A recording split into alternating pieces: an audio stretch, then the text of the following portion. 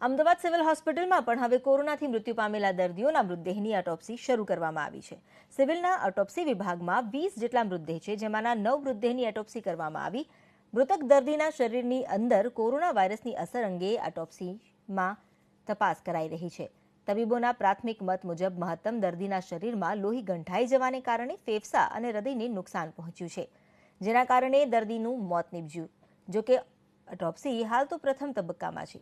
હજુ 1 થી 2 મહિના સુધી ઓટોપ્સીની પ્રક્રિયા ચાલુ રહેશે અને તેનો સંપૂર્ણ રિપોર્ટ તૈયાર કરી રાજ્ય સરકારને મોકલાશે. દિવાળીથી અમે પોસ્ટમોર્ટમ શરૂ કર્યા છે અને અત્યાર સુધીમાં આજે પણ એક પોસ્ટ એટલે ટોટલ 9 ઓટોપ્સીઝ અમે પરફોર્મ કરી છે. ઓટોપ્સી કરવાનો ઉદ્દેશ જે છે છાતીના અવયવો અને જે આપણી પેરિફેરલ બ્લડ વેસલ્સ છે એમાં થતા ફેરફારો, શું ફેરફારો થાય છે કોવિડના કારણે, એ જોવાનું અમારું મેઇન ઉદ્દેશ છે.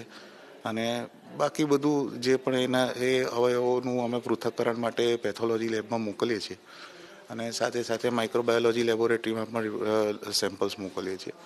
અને એ બધું પૃથ્થકરણ થાય અને ટ્રીટમેન્ટ જોડે કોરિલેટ કરીને અલ્ટિમેટલી આખું જે પણ સંશોધન હશે એ અમે સરકારને રજૂ કરીશું.